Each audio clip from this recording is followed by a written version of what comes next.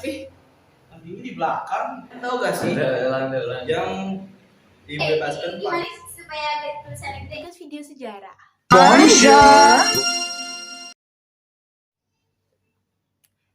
Hai. Benua Eropa merupakan sebuah benua yang letak geografisnya ini menyatu dengan benua Asia. Yang dimana benua Eropa merupakan sebuah benua yang melahirkan banyak ilmuwan hebat yang tentunya membawa perubahan besar bagi dunia loh. Tapi selain itu, benua Eropa juga sudah dikenal oleh masyarakat luas sebagai benua terindah, benua yang menyimpan banyak sekali tempat wisata yang sangat memanjakan mata. Duh, jadi pengen kesana deh jadinya. Tapi sebelum kalian melihat sisi benua Eropa yang sekarang, kalian tahu nggak kalau ternyata dulunya benua Eropa sempat menjadi saksi bisu dunia? Hah? Saksi bisu gimana? Jadi dulu benua Eropa sempat menjadi saksi bisu Perang Dunia Kedua yang tepatnya ini terjadi pemberontakan besar di Jerman. Kalian tahu nggak sih faktor-faktor apa saja dan kenapa harus terjadi?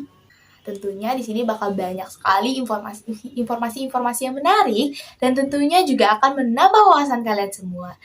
Saya dan kelompok saya akan mencoba mengulas dan menceritakan bagaimana sih Eropa di zaman dulu ketika zaman Perang Dunia Kedua dalam ruang lingkup histori kolonial bersifat diskriminatif.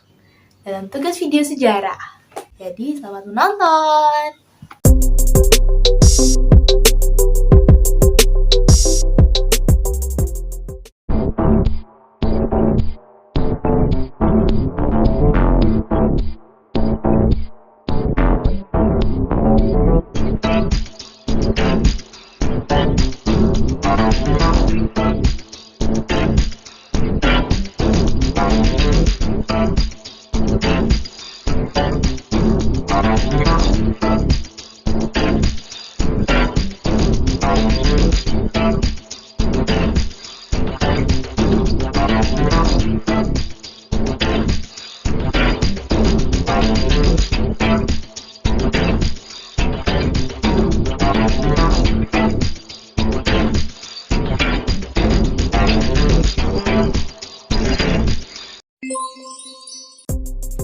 Yang pertama, heuristik. Heuristik dalam penelitian sejarah ini berguna sebagai pengumpulan sumber-sumber sejarah yang dimana pengumpulan sumber-sumber sejarah ini nantinya akan berguna sekali dalam penulisan sejarah. Nah, jadinya dalam saya sendiri, saya lebih memilihnya meringkasnya dalam artikel Wikipedia dan ensiklopedia. Dari kedua artikel ini sudah tergambar jelas, tergambar secara ringkas juga bagaimana Perang Dunia itu terjadi hingga titik dingin dari Perang Dunia itu terjadi. Verifikasi sejarah ini pun merujuk kepada hal yang bagaimana supaya pembaca sejarah, penyimak sejarah ini mempercayai bahwa sejarah itu benar-benar pernah terjadi loh di kehidupan kita. Nah, dalam Perang Dunia Kedua sendiri, dalam Perang Nazi lebih tepatnya, kita bisa melihat beberapa hal yang bisa kita jadikan sebagai bukti nyatanya. Yang pertama, ada benteng Alvenstung atau benteng Alphen, yang dimana benteng ini pernah menjadi saksi nyata yang benar-benar nyata yang pernah terlibat secara langsung dalam perang Nazi. Pasalnya, benteng itu dibuat sebagai alat propaganda militer Jerman pada pasukan sekutu. Itu juga beberapa dari penelitian militer Jerman waktu itu mereka sempat pernah meneliti, mereka sempat tidak percaya bahwa di area Perang Dunia Kedua waktu itu ternyata sekitar tahun 2013 atau sampai 2015 masih ditemukannya barang-barang peninggalan seperti barang-barang mewah, dompet, emas, dan lain sebagainya. Dari yang cerita beredar pun, tentu saja Perang Dunia Kedua ini bukan rekayasa semata ya. Karena pasalnya, waktu Perang Dunia Kedua ini juga menyebabkan banyak kerugian besar dari peristiwa-peristiwa Holocaust, pengeboman nuklir secara ilegal. Nah, Hal itu tentu pasti membuat banyak sekali keresahan masyarakat pada kala itu. Perang Dunia Kedua atau Perang Dunia Kedua adalah sebuah perang global yang berlangsung pada tahun 1939 sampai 1945. Perang ini melibatkan banyak sekali negara di dunia, termasuk kekuatan besar yang ada pada akhirnya membentuk aliansi militer yang saling bertentangan, sekutu dan poros. Perang ini juga menjadi perang terluas dalam sejarah yang melibatkan lebih dari 100 juta orang di berbagai pasukan militer loh. Kejadian ini dialami oleh sejumlah peristiwa yang penting, melibatkan kematian massal warga sipil, termasuk Holocaust dan pemakaian senjata nuklir dalam peperangan. Alhasil, perang ini memakan korban jiwa sebanyak 50 juta sehingga 70 juta jiwa.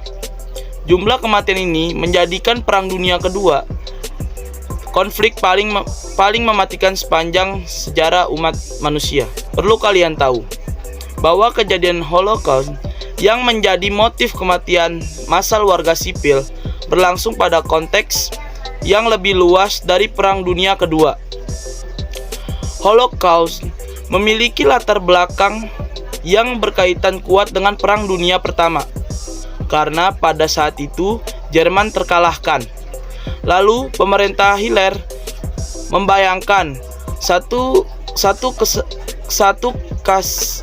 kesaksian ruang hidup baru yang sangat luas di Eropa Timur.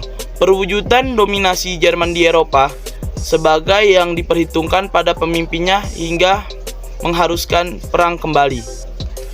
Memasuki awal 1939, setelah mendapatkan jaminan naturalisasi Uni Soviet melalui Fakta Non-Aggressi Jerman-Soviet pada Agustus 1939, Jerman mulai Perang Dunia Kedua dengan menyerang Polandia pada 1 September 1939. Dilanjutkan dengan Inggris dan Prancis yang juga menyatakan perang pada Jerman pada 3 September. Dalam waktu sebulan, Polandia dikalahkan oleh gabungan pasukan Jerman dan Soviet dan membagi dua pemimpin untuk Jerman Nazi dan Uni Soviet. Waktu realitif tentang menyusul kekalahan Polandia berakhir pada 9 April 1940 ketika pasukan Jerman menginvasi Norwegia dan Denmark. Pada 10 Mei 1940, Jerman memulai serangannya terhadap Eropa Barat dengan menguasai negara-negara di dataran rendah di pesisir pantai barat Laut Eropa atau Low Countries yang telah mengambil posisi netral dalam perang, serta Prancis. Pada 22 Juni 1940, Prancis mendatangani perjanjian gencatan senjata dengan Jerman yang menginginkan pendudukan Jerman terhadap separuh wilayah utara dari negara tersebut dan memungkinkan pembutuhan rezim kolaborasionis di selatan yang berkedudukan di kota Vinski. Dengan dorongan Jerman, Uni Soviet menduduki negara-negara Baltik pada Juni 1940. Secara resmi mencaplok negara-negara tersebut pada Agustus 1940. Italia, anggota poros, negara-negara bersekutu dengan Jerman, ikut terjun dalam perang tersebut pada 10 Juni 1940. Dari 10 Juli hingga 31 Oktober 1940, Nazi melancarkan perang udara di Inggris yang dikenal dengan sebutan Pertempuran Britania, Battle of Britain, namun pada akhirnya kalah. Pada 6 Juni 1944, sebagai bagian dari operasi militer besar-besaran, lebih dari 150.000 serdadu sekutu mendarat di Prancis yang dibebaskan pada penghujung Agustus. Pada 11 September 1944, pasukan AS yang pertama memasuki Jerman. 1 bulan setelah pasukan Soviet melintasi perbatasan timur. Pada pertengahan Desember, Jerman melancarkan serangan balasan di Belgia dan Prancis Utara, namun gagal, yang dikenal dengan nama Pertempuran Bulge. Angkatan Udara Sekutu menyerang pabrik-pabrik industri Nazi. Terakhir adalah tahap historiografi, tahap di mana sejarah ini bisa dipastikan benar-benar terlihat ada sampai sekarang. Walaupun bukti nyata ketika sejarah itu sedang terjadi itu hilang. Pertama itu ada novel. Novel ini ditulis langsung oleh si pelaku sejarah dalam Perang Dunia Kedua, yaitu dalam Perang Nazi, yaitu Adolf Hitler. Hitler menuliskan bukunya ini dengan berisikan rancangan-rancangan politik untuk Jerman ke depannya. Nah, nama bukunya itu Mein Kampf. Jadi Mein Kampf ini terdiri juga dari 2 jilid. Jilid pertama ini dituliskan dia sejak dia berada di dalam penjara, dan jilid kedua ini dikeluarkan ketika dia sudah merasa jilid pertama itu berhasil untuk mengajak para masyarakat untuk mengikuti rancangan politik dia. Yang kedua itu ada buku The Passengers. Buku The Passengers ini lebih mengarah ke spesifikan kenapa perang Nazi itu bisa terjadi. Jadi kalau misalnya kalian penasaran, kalian bisa cari aja buku The Passengers yang penerbitnya itu kalau nggak salah The Grader. Nah, jadi di sana dalam The Passengers ini dia bakal menuliskan dari awal hingga akhir benar-benar sejarah dari perang Nazi itu sendiri. Dan di sini lebih tepatnya lebih terbuka daripada yang Mein Kampf. Kurang lebih seperti itu. Bagaimana? Udah kebayang kan secara ringkasnya kalau Perang Dunia Kedua itu gimana?